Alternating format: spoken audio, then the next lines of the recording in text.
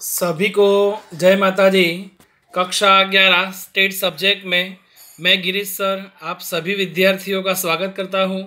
आज हम chapter number 6 में स्वाध्याय 6.1 के आगे के सवालों का अध्ययन करेंगे। बराबर है, हमने एनपीआर वाले सूत्र दिख रहे हैं गठन के प्रकार वाले।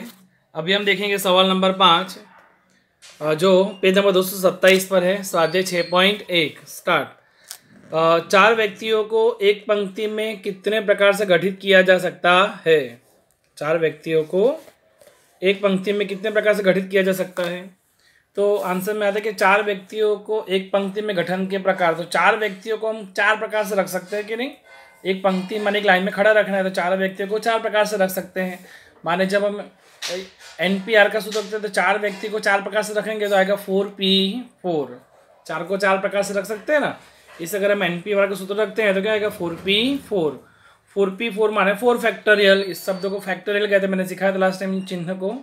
फैक्टोरियल का मीनिंग है कोई भी संख्या को एक तक उल्टा घटाओ। माने चार फैक्टोरियल तो चार को एक तक उल्टा घटाएंगे। माने 4 गुणा 3 गुणा 2 गुणा 1। 4 तिया 12, 12 दूनी 24 से कम 24। माने गठन के जो प्रकार हुए टोटल वो कितने हुए 24। तो ये आंसर आया कि चार व्यक्तियों को एक पंक्ति में गठन के प्रकार। फिर से चार व्यक्तियों को एक पंक्ति में गठन के प्रकार। तो चार व्यक्तियों को हम चार प्रकार से एक लाइन में खड़े रख सकते हैं। इसे चार को चार प्रकार से रख सकते हैं। इससे लिखा हमने 4p4 और गठन शब्द इसे यहाँ पे p आया। 4p4 का आएगा 4 फैक्टोरियल। 4 फैक्टोरियल का आंसर क्या आएगा? चार को कहाँ तक घटाने का? एक तक। माने 4 गुणा 3 गुणा 2 गुणा 1 इज इक्वल टू कितना आएगा 24। आगे देखते हैं सवाल नंबर 6। 1 2 3 0 7 9। तो हमने लिखा 1 2 3 0 7 9। इन सभी अंकों का उपयोग करके 6 अंकों वाली कितनी संख्याएं बनाई जा सकती है? हमें यहाँ पे क्या बनाना है? 6 अंकों वाली कितनी संख्याएं बनाई जा सकती हैं? तो 6 अंकों वाली संख्या बनाने के लिए हम देखते हैं कि 1 2 3 0 7 9 सभी 6 अंकों का उपयोग करके बनने वाली कुल संख्या। पहले तो 6 अंकों वाली नहीं, 6 अंकों का उपयोग करके बनने वाली संख्या ढूंढेंगे कुल संख्या। तो 6 अंक को हम 6 प्रकार से रख सकते हैं। तो क्या आएगा 6p6। जैसे हमने यहाँ पे कहा चार व्यक्ति को चार प्रकार से रखेंगे तो 4p4 आया था। वैसे यहाँ 6 व्यक्तियों को 6 प्रकार से रख सकते हैं तो 6p6 गठन है ना, इसे यहाँ पे p आएगा 6p6 माने 6 फैक्टोरियल। माने 6 को एक तक उल्टा घटाओ। 6 गुणा 5 4 3 2 1 गुणा करने जाए गुणा करते जाओगे सबका तो आंसर आएगा 720। ये 6 अंकों का उपयोग करके बनने वाली कुल संख्या मिलाई।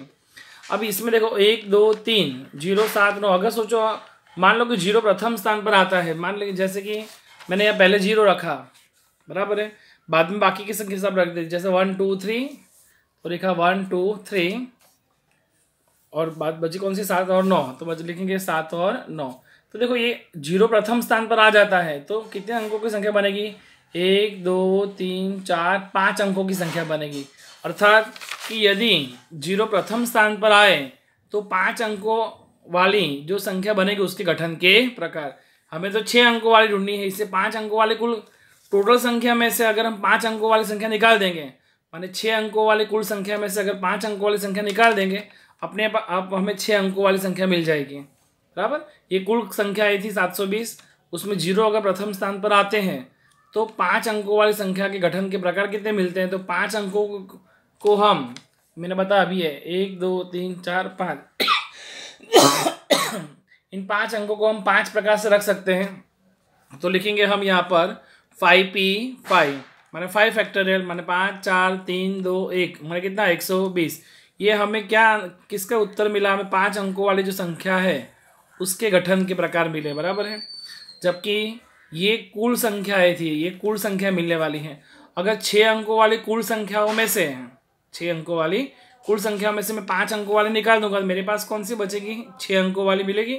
तो हम लिखेंगे 6 अंकों वाली संख्या के कुल क्रमचय माने कुल संख्याएं माइनस 5 अंकों वाली संख्याएं। कुल संख्या के क्रमचय जो थे उसमें से 5 अंकों वाली संख्या के क्रमचय माइनस कर देने के। यहाँ लिखेंगे हम ऐसा क्रमचय माने कुल संख्याओं के क्रमचय और माइनस 5 अंकों वाली संख्याओं के क्रमचय। तो कुल संख्या कितनी थी 720 माइनस 5 अंकों वाली कितनी आई 120। तो क्या आंसर आया 600। इसको मैं एक उदाहरण द्वारा भी समझा सकते हैं। जैसे अगर हमारे पास में 6 5 4 3 2 1 ऐसा है। अगर ये 6 अंकों वाली इतनी संख्या में से अगर मैं 5 अंकों वाली संख्या निकाल देता हूँ तो अब जो मेरे पास बचेगी वो कौन सी संख्या होगी? 6 अंकों वाली। अर्थात कुल संख्या जो थी सभी अंकों का उपयोग करके, माने 1 2 3 0 7 9, 6 अंकों का उपयोग करके कुल संख्या कितनी बन गई? 6p6 के आधार पर 720। उसमें से 5 अंकों वाली, ये 5 अंकों निकाल देते तो हमें 5 अंकों वाली भी कितनी बनेगी? 5p5 = 120। माने कुल में से 5 अंकों वाले निकाल दो तो आपको 6 अंकों वाली संख्या मिल जाएगी 600। बराबर है। आगे का सवाल देखते हैं। सवाल नंबर 7। 5 लड़के व 3 लड़कियों को एक पंक्ति में किस प्रकार से गठित किया जा सकता है कि जिससे गठन में सभी लड़के एक साथ आए? 5 बॉयज़ है और 3 गर्ल्स है। एक लाइन में, माने एक पंक्ति में ऐसे रखना है कि गठित देखो, गठित शब्द है, गठित किया जाना है कि जिसमें गठन में सभी बॉयज़ जो है वो एक साथ आए। ओके, तो उसका आंसर लिखते हैं। 5 बॉयज़ और 3 गर्ल्स एक पंक्ति में ऐसे गठन कर रहे हैं कि सभी बॉयज़ जो है वो एक साथ आए। बराबर, मैन उसका कहना ये है 5 बॉयज़ और 3 गर्ल्स को एक लाइन में ऐसे रखना है कि जिसमें सभी बॉयज़ एक साथ आए। माने 5 और 3 टोटल कितने हुए? 8। तो हम 8 खाने बनाएंगे। आपको प्रैक्टिकल समझा रहा हूँ, ध्यान दें। माने 1 2 3 4 5, 5 बॉयज़ है और 3 गर्ल्स है तो 1 2 3, माने 3 गर्ल्स लिखे 5 से। अभी 5 बॉयज़ को क्या करना है? हमें 5 सभी बॉयज़ को एक साथ रखना है। माने 5 बॉयज़ को एक साथ रखेंगे तो 5 बॉयज़ को हम कितने प्रकार से रख सकते हैं? 5 प्रकार से। तो मैंने क्या सिखाया था आगे, जैसे 5p5, माने 5 बॉयज़ को हम 5 प्रकार से रखेंगे तो 5p5। अब इन 5 बॉयज़ को हमने जहाँ बिठाया उसको एक समूह मानते हैं। क्या मानते हैं? उसे एक समूह। बच्चे गर्ल्स कितनी हमारे पास? 1 2 3, 3 गर्ल्स बची। माने इनका एक समूह बैठ गया है और ये 3 गर्ल्स बैठने वाली है। तो ये समूह के साथ बैठेंगे 3, तो कुल मिला के कितने बैठे हैं? 4। माने 3 गर्ल्स है और बॉयज़ का एक समूह है पूरा, इसको एक समूह मानेंगे। बराबर। फिर से 5 बॉयज़ को कितने प्रकार से बिठाएंगे? तो 5p5, 5 बॉयज़ को बिठ गए तो ये एक समूह बैठा पूरा, और 3 गर्ल्स बैठेंगे तो 3 और एक समूह, कुल मिला के कितने हुए? 4। 4 को कितने प्रकार से रख सकते हैं? 4 प्रकार से, माने 4p4। अब आएंगे आंसर फाइनल। गठन के कुल क्रमचय, माने 5 बॉयज़ एक साथ आए, ऐसे गठन के कुल क्रमचय। तो यहाँ पे क्या दिया है? 5p5, 5p5 गर्ल्स बॉयज़ बैठे और गर्ल्स को कितने प्रकार से बैठाया हमने? 4p4। 5p5 का क्या आएगा? 5 फैक्टोरियल, और 4p4 का क्या आएगा? 4 फैक्टोरियल। 5 फैक्टोरियल का गुणा करते जाएंगे, 5 का गुणा 1 तक तो 120, और 4 का गुणा 1 तक तो 24, 24 गुणा 120 तो आया 28 80। बराबर है। सेम ऐसा ही एक सवाल है 15वां, उसमें ही दिया है कि SHLOK श्लोका शब्द के सभी अक्षरों को कितने प्रकार से गठित किया जा सकता है कि जिसमें स्वर एक साथ ही आए? माने यहाँ पे एक साथ आने की बात की है, किसके आने के साथ? एक साथ, स्वर एक साथ आए। तो SHLOK शब्द के सभी अक्षरों को ऐसे गठन करना है कि जिसमें स्वर एक साथ आए। आप जानते हो स्वर जो होते हैं हमारे पास वो क्या होते हैं? A E I O U। बराबर है। तो A E I O U जो स्वर है हमारे, उसमें से देखा जाए तो यहाँ पे O और A, O और A दो ही स्वर है, तो O और A 2 स्वर है। बाकी जो है SHL और K, SHL और K, तो O और A 2 स्वर को कितने प्रकार से रख सकते हैं? 2 प्रकार से। तो 2p2, जैसे हमने यहाँ पे 5 बॉयज़ को 5 प्रकार से रख के इसको जैसे एक समूह माना था, ठीक वैसे ही 2 स्वर को कितने प्रकार से रखेंगे? 2p2। दोनों स्वर को हम क्या मानेंगे? एक समूह। जबकि बाकी के जो व्यंजन है 1 2 3 4, इसको 4 माने एक समूह को बिठाए और ये 4 को रखेंगे एक साथ, तो कुल कितने हो गए? 5। तो 5p5 गठन के कुल क्रमचय, जैसे यहाँ था गठन के कुल क्रमचय, दोनों का गुणा कर दो एक साथ बैठना इसे। 2p2 मल्टीप्लाई 5p5, 2p2 का 2 फैक्टोरियल, 5p5 का 5 फैक्टोरियल, इसका 2 का से 1 का गुणा होगा, इसका 5 4 3 2 1 का, माने इसका आंसर 120 और 2 इनका गुणा करेंगे तो 240। ये सवाल नंबर 7 और सवाल नंबर 8 सेम मेथड है, एक साथ आए। बराबर। जबकि आगे का जो सवाल है वो सवाल नंबर 5 इस प्रकार से है, और लास्ट में सवाल नंबर 6 इस प्रकार से मैंने अभी सिखाया। बराबर। आज का जो होमवर्क है वो उदाहरण 7 9 और 11 है। सेक्शन सी का उदाहरण 7 9 11 सेक्शन सी का 5, 6, 7 सेम मेथड है, आप सॉल्व करना।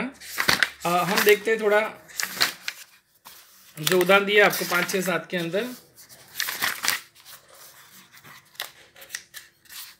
उदाहरण कौन सा दिया? 7, 9, 11। तो उदाहरण 7 आपको आ जाएगा। और 9 में उसने अलग मेथड दी है, उसमें जीरो वाली संख्या है। तो मैंने अभी आपको जो उदाहरण क्वेश्चन नंबर 6 सिखाया, सेम मेथड से आप उदाहरण 9 सॉल्व करना तब क्वेश्चन 6 के आधार पर। तो आपका ये मेथड थोड़ी सरल रहेगी इससे।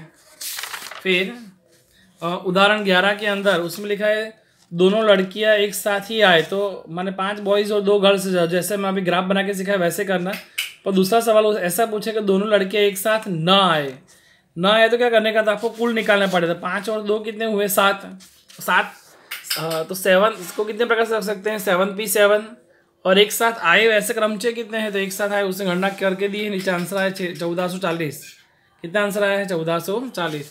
अगर कुल क्रमचय 7p7 माने 5040 होते हैं, अगर उसमें से एक साथ आए निकाल दो 1440 तो कितने आएंगे? 3600। इसको उदाहरण द्वारा समझ, जैसे एक टोकरी में बहुत सारे आम है, अगर उसमें से सड़े हुए आम निकाल देता हो तो कौन से आम बचेंगे? अच्छे। ठीक वैसे ही है, एक हमारे 5 बॉयज़ और 2 गर्ल्स का कुल मिला के 7 लोगों का एक झुंड है। अगर इस झुंड में से लड़कियां जो एक साथ ही आती हैं उनको निकाल देंगे तो कौन बचेगी? ऐसी लड़कियां जो एक साथ नहीं आती हैं। अर्थात कुल झुंड में से हमने एक साथ आए निकाल दिए तो बचे क्या? जो एक साथ नहीं आया। आप ऐसे करने की जगह इस प्रकार से सॉल्व करना। ठीक है, तो आज का सभी स्टूडेंट इतना होमवर्क कंप्लीट करें। थैंक यू बेटा सभी स्टूडेंट्स को। जय माता दी।